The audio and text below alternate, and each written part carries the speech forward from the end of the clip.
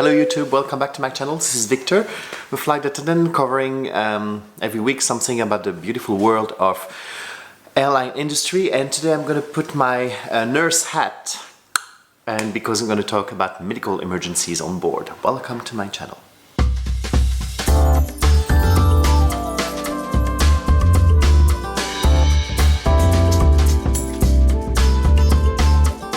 So medical emergency happen every year. Is about 2.75 billion, not million, but billion of passengers are flying.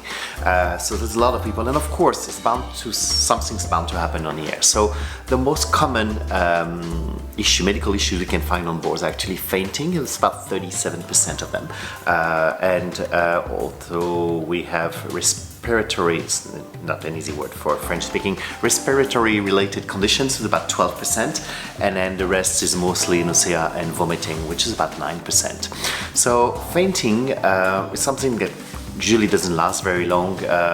It's mostly due to the excess of stress that passengers will go through. Hopefully it's not coming from flight attendants, but and quite often happen at the beginning of the flight.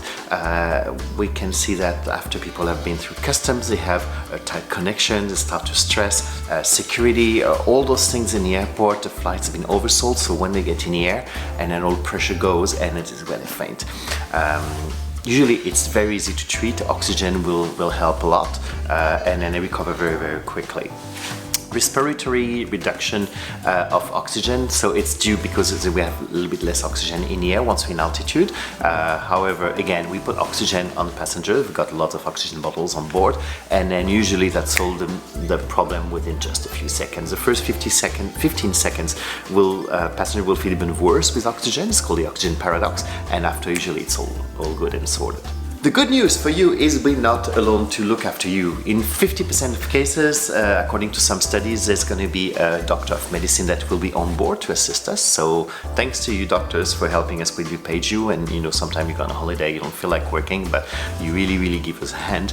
Otherwise, usually about 27% of other cases, there's a health care staff that's on board. It could be a nurse, it could be someone who's actually a first responder for rescue and stuff like that. I had some situations where they were very helpful, and only about 20% of cases where the crew is by themselves, but we're not fully by ourselves because we have a phone and we have online doctors at a company that we use called Medlink, and we call them, we give all the symptoms, all the information we have about the height of the passengers, his age, any medication they might be taking, so we know about.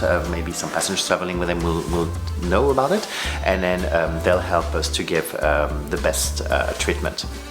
I had a situation out of Buenos Aires. We were actually about to turn on runway to take off, so it's about the last few seconds before the plane is on full speed to take off, and the lady stand up and I say, you have to sit down, and she said, my husband's not breathing. So I quickly, and this time we're starting to go on a runway, I grabbed nearest oxygen bottle, sat next to her, put oxygen on her husband, and then he came back as we just took off. But that was quite stressful. But he was under medication, so I called Medlink to get all the information because we were going to fly over an ocean, and then we would like to avoid this, to have to go back or land somewhere else because it could be quite costly and create a lot of damage for other passengers.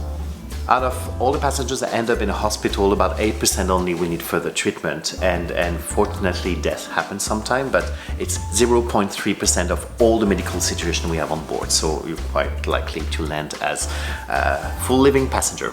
Now a story. In 1995, a British orthopedic surgeon had to perform a medical procedure on board on a flight between Hong Kong and London.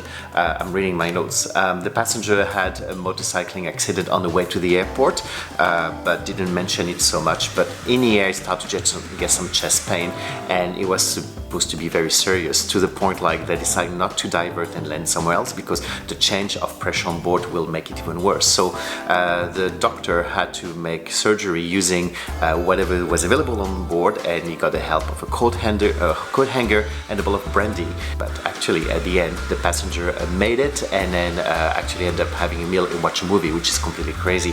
I'll put the link below to the Wikipedia page about this doctor. It's quite interesting. So if you're flying, don't be scared, but the good thing, if you're under medication, please let the crew know. If you're traveling with someone, just make sure this person knows what you're taking.